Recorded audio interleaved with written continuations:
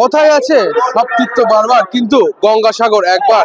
কিন্তু এই যে প্রচলন, সেই প্রচলনটাকে কিন্তু কার্যত অচল করে দিয়েছেন বাংলার মুখ্যমন্ত্রী মমতা বন্দ্যোপাধ্যায়। তিনি গঙ্গাসাগর মেলায়, যে গঙ্গাসাগর মেলাতে আসার জন্য যেসব সুবিধা, ভ্যাসেল থেকে আরম্ভ করে, বাস থেকে আরম্ভ করে সবই রেখেছেন।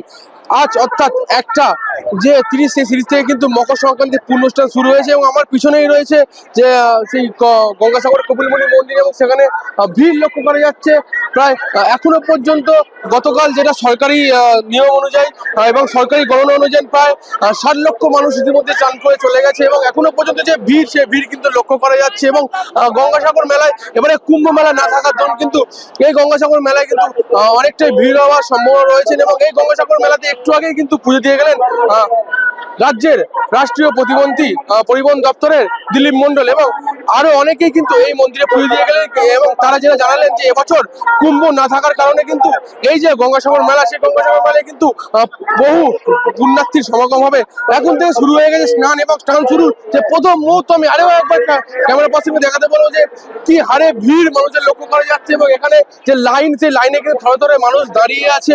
এবং এই যে গঙ্গাসাগর যে মন্দির, সেই মন্দির প্রাঙ্গণে কিন্তু একাধিক পুলিশ আধিকারিক সহ পুলিশ কর্মীরা রয়েছেন, যাতে যে এই যে গঙ্গাসাগর মেলা যারা পুণ্যার্থী আসবেন তাদের যেন কোনো অসুবিধা না হয়, সেই কারণে কিন্তু একাধিক পুলিশ কর্মী সহ পুলিশ আধিকারিকরা এখানে রয়েছেন। এবং আমি একটু ঘুরিয়ে দেখাতে বলবো যে এই যে আমাদের সরাসরি কিন্তু যে গঙ্গা, এবং সেই গঙ্গা থেকে লাইন লাইন দিয়ে কিন্তু পুণ্যার্থীরা এই যে মন্দির, সেই মন্দিরে কিন্তু বাবা কপিল মুনিকে দর্শন করতে আসছেন। এবং এই যে এবং এবং যে ড্রোনের মাধ্যমে কিন্তু চলছে নজরদারি। এবং আমি আরো একবার ক্যামেরা পার্সনকে দেখাতে পারবো যে একদম গঙ্গাসাগর মেলা যাতে যে সকল পুণ্যার্থীরা আসবে তাদের যেন কোনো অসুবিধা না হয়, সেই কারণেই কিন্তু একদমই পুরোপুরি আরো ব্যবস্থা নেওয়া হয়েছে। এবং ইতিমধ্যে কিন্তু যে মকর সংক্রান্তির পুণ্য স্নান, সেই মকর সংক্রান্তি কিন্তু পুণ্য স্নান শুরু হয়ে গেছে। এবং এখানে যে বাইরে থেকে অর্থাৎ মিনি ভারতবর্ষে পরিণত হয়েছে এই গঙ্গাসাগর, অর্থাৎ গঙ্গাসাগরের বিভিন্ন প্রান্ত থেকে মানুষ এই যে গঙ্গাসাগরের মন্দির, সেই মন্দিরে কিন্তু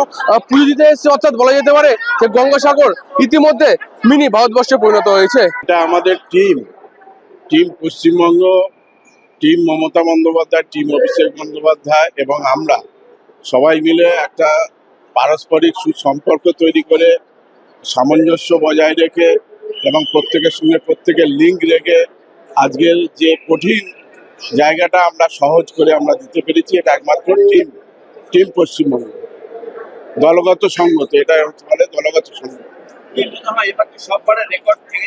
অবশ্যই ভালো, 1 কোটি তো হবেই, 1 কোটির মতন আসতে পারে, এটা আমাদের ধারণা আছে। এখানে যারা এসছে সর্বসাধারণ থেকে শুরু করে পুণ্যার্থী সকলেই প্রশংসা করছে যে আসা যাওয়া অনেকটা স্মুথ হয়ে জায়গা থেকে। হ্যাঁ, রাস্তা অনেক চওড়া হয়ে গেছে, প্রত্যেকটা জায়গা সুন্দরভাবে সাজানো হয়েছে, এবং প্রত্যেকটা জায়গায় আমাদের পুলিশ প্রশাসন, সিভিল প্রশাসন, জনপ্রতিনিধি সবাই দায়িত্ব নিয়েছে, এবং প্রত্যেকের জায়গা প্রত্যেকের কর্তব্য পালন করার মধ্য দিয়ে, এবং যে সুন্দরভাবে সাজানো হয়েছে সেই সাজানোর মধ্য দিয়ে এবং প্রশস্ত রাস্তার জন্য এবং ঠিকভাবে পরিচালনার জন্যই এটা একটা স্মুথভাবে সবকিছু সম্ভব হচ্ছে।